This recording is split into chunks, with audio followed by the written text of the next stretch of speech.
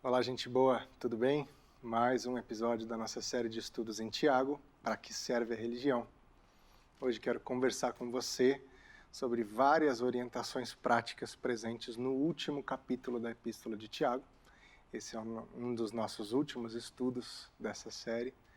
Então eu quero convidar você a uma leitura por essas orientações de Tiago, para mim, para você, para a igreja que ele pastoreava, para todos e todas, em todo o tempo. A gente vai ao capítulo 5 de Tiago. Convido você a ler comigo a partir do versículo de número 7. Portanto, irmãos, sejam pacientes até a vinda do Senhor. Vejam como o agricultor aguarda que a terra produza a preciosa colheita e como espera com paciência até virem as chuvas do outono e da primavera. Sejam também pacientes e fortaleçam o seu coração, pois a vinda do Senhor está próxima. Irmãos, não se queixem uns dos outros, para que não sejam julgados. O juiz já está às portas. Irmãos, tenham os profetas que falaram em nome do Senhor como exemplo de paciência diante do sofrimento. Como vocês sabem, nós consideramos felizes aqueles que mostraram perseverança. Vocês já ouviram falar sobre a perseverança de Jó e viram o fim que o Senhor lhe proporcionou. O Senhor é cheio de compaixão e misericórdia. Esse primeiro trecho que eu gostaria de ler e refletir com você. É muito interessante observar, não só na Epístola de Tiago, mas também em Hebreus e em alguns escritos de Paulo, quanto a igreja, as pessoas que acreditavam em Jesus, esperavam a sua volta, a sua segunda vinda. E essas pessoas tinham praticamente certeza que a segunda vinda de Jesus se daria logo ali, no tempo em que eles e elas viviam. Não demoraria tanto. Por isso a gente vê presentes nesses textos essas exortações ou essas falas sobre a proximidade da vinda do Senhor. Tiago aqui diz: sejam pacientes até a vinda do Senhor, e logo em seguida ele diz: a vinda do Senhor está próxima. Só que já se passaram aí 2000 anos e a gente segue esperando a vinda do Senhor. E ao longo desses muitos anos, desses séculos, o entendimento da igreja, o nosso entendimento à luz da Bíblia e sob a iluminação do Espírito Santo, é que Jesus se faz presente em nós e entre nós, através de seu Espírito que habita em cada um e cada uma de nós, pois o seu Espírito foi derramado sobre toda a carne, e se faz presente em nós e através de nós e entre nós, pelo testemunho da sua igreja no mundo. Então, Jesus está presente no mundo? Eu pergunto a você. E aí você pode me responder imediatamente: sim, porque Deus é onipresente. Ok. Deus é onipresente. Como diz o salmista, se eu olhar para o mais alto monte, lá tu estás, ou no mais fundo oceano, lá tu estás. Deus está realmente em todo lugar. Mas ele age no mundo e se faz presente no mundo através de seus filhos e filhas, através do testemunho e da obra da sua igreja. A Bíblia nos chama de corpo de Cristo. Nós somos o corpo de Cristo na terra. De forma que eu, você e toda a igreja de Jesus espalhada por toda a terra, somos Jesus no mundo. Deus, Jesus, está presente no mundo através da sua igreja.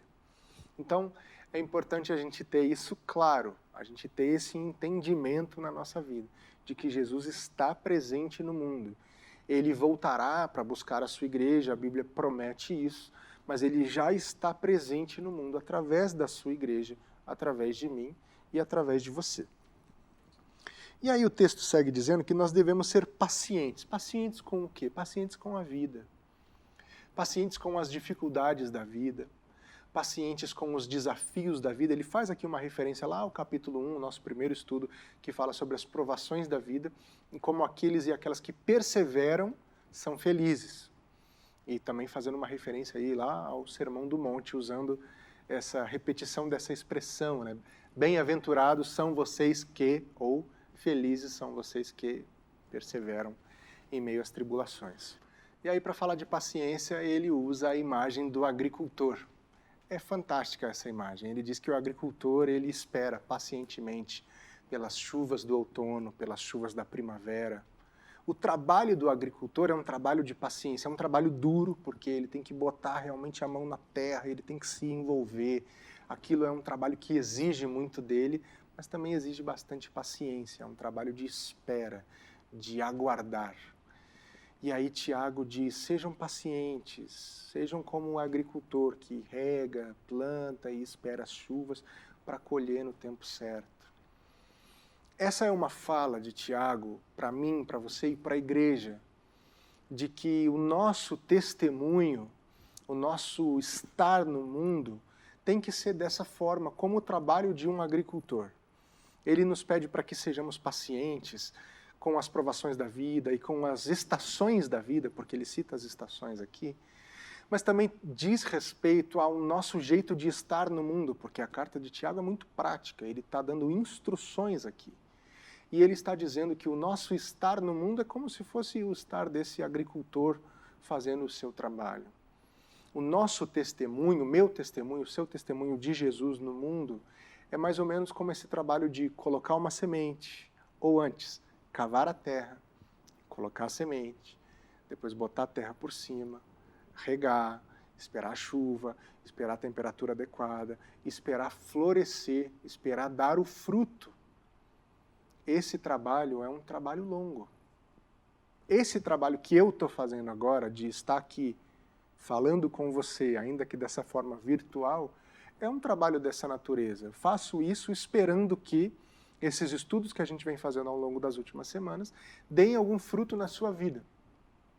Assim deve ser o nosso estar no mundo, plantando sementes por onde a gente passa, plantando sementes no caminho que a gente estiver, na expectativa de que isso se transforme em um fruto bonito para o futuro e que esse fruto se traduza em glória para Deus. Lembre-se sempre disso. O objetivo maior da minha vida e da sua vida é que a nossa vida sirva para dar glória a Deus. Então, que o caminho que a gente passar e por onde a gente plantar as nossas sementes, que isso se reverta em glória para Deus. Então, a fala de Tiago, para que sejamos pacientes, diz respeito a isso, de que a gente está passando pelo mundo, a gente está deixando nossos frutos, nossas sementes, nossas marcas, e que isso vai acontecer, vai dar fruto em algum momento. Ele segue dizendo para termos paciência uns com os outros, não se queixem uns dos outros. A gente precisa entender que a fala de Tiago aqui é uma fala para a sua igreja e que ele está dizendo para a sua igreja, ele está identificando uma situação na sua igreja e está dizendo, pessoal, para com isso. Para com essas tretas de vocês, para com esses negócios entre vocês, essas discussões que estão acontecendo entre vocês. Não se queixem uns dos outros uns contra os outros. Tenham paciência uns com os outros. E aí ele volta a fala de paciência. Relacionamento dá trabalho. A gente precisa entender isso, que relacionamento dá trabalho. E que nós precisamos aprender a ter paciência uns com os outros, não nos queixarmos uns dos outros, porque no corpo de Cristo não existe lugar para isso. O corpo de Cristo, ele vai ter, assim, sim, os seus problemas, mas a gente quer harmonia, a gente quer convivência, a gente quer união. E para isso a gente precisa aprender a não se queixar uns dos outros, a gente precisa aprender a ter paciência uns com os outros. Tiago segue falando aqui no versículo de número 13. Entre vocês alguém que está sofrendo, que ele ore. Alguém que se sente feliz, que ele cante louvores. Entre vocês há alguém que está doente, que ele mande chamar os presbíteros da igreja para que estes orem sobre ele e o unjam com óleo em nome do Senhor. A oração feita com fé curará o doente, o Senhor o levantará, e se houver cometido pecados, ele será perdoado. Portanto, confessem os seus pecados uns aos outros e orem uns pelos outros para serem curados. A oração de um justo é poderosa e eficaz. E aí aqui eu quero caminhar para encerrar o nosso estudo de hoje. Tiago está falando sobre oração. Sim, ele está falando sobre oração, sobre a importância de orarmos uns pelos outros. Mas o chamado de Tiago aqui é para o encontro, para a comunidade. Você reparou nesse trecho como ele falou, orem uns pelos outros, chamem os presbíteros para orarem, imponham as mãos, compartilhem, confessem seus pecados uns aos outros. O O chamado de Tiago é para união, é para comunhão, é para essa coisa próxima. Porque isso é uma forma de combater o egoísmo, que é um valor chave, é um pilar do jeito de ser do mundo. Lembra que Tiago fala que ser amigo do mundo é ser inimigo de Deus? Caminhar para o egoísmo, para o individualismo, é caminhar para longe de Deus, é para caminhar para longe de Jesus. O caminho de Jesus não é o caminho do individualismo, o caminho de Jesus é o caminho da comunidade. O caminho de Jesus não é o caminho do eu, o caminho de Jesus é o caminho do nós. Então Tiago faz um chamado à sua comunidade e diz: se unam em oração, se unam quando estiverem doentes, orem uns pelos outros, se visitem, imponham as mãos, passem óleo uns nos outros. O que interessa nessa cena não é a ritualística da coisa, não é o passar o óleo, não é o impor as mãos, não é chamar o presbítero para orar, não é isso. A essência do que Tiago está dizendo aqui é: estejam juntos e creiam que há muito poder na oração de um justo, dessa pessoa que se chama pelo nome de Jesus. Há muito poder nessa oração quando isso é feito em comunidade. A gente aprendeu que oração é uma coisa individual. A gente aprendeu que oração é uma coisa pessoal, oração é minha, eu falo com Deus. Tiago está trazendo para a gente a mentalidade, a ideia, a essência de que a oração não precisa ser assim. Jesus ensinou a gente a orar no quarto com a porta fechada, para que ninguém saiba porque Deus está vendo. E sim, ok, a gente tem que fazer isso. Mas Tiago está trazendo uma outra dimensão de oração que também deve fazer parte da minha vida e da sua vida. E ele está dizendo: orem juntos. Orem uns pelos outros, confessem as coisas entre vocês, porque isso vai curar vocês. Olha que poderoso esse versículo. Confessem os seus pecados uns aos outros e orem uns pelos outros para serem curados. O pessoal da psicologia vai dizer que quando você fala algo, quando você expressa algo em voz alta, aquilo ganha vida, aquilo vem ao mundo, você está dando uma existência para aquilo que está dentro de você. E só ao fazer isso, isso já gera um processo terapêutico, já tem uma cura acontecendo. Tiago está dizendo: conversem, confessem as suas faltas, os seus pecados uns para os outros e orem juntos, porque isso vai trazer cura para a vida de vocês. Então a gente viu aqui um combo de orientações práticas de Tiago, para que nós tenhamos paciência com as tribulações da vida, para que nós tenhamos paciência uns com os outros, para que a gente tenha paciência com os processos da vida, com o plantar, com o regar, com o esperar as estações da vida, e para que a gente ore e viva em comunidade, para que nós oremos uns pelos outros, para que nós confessemos as coisas uns para os outros, crendo no que diz a Escritura, de que há poder nisso, e de que isso vai transformar a nossa vida. De que a partir do momento que a gente começar a viver desse jeito, de fato vai haver uma mudança significativa na nossa vida.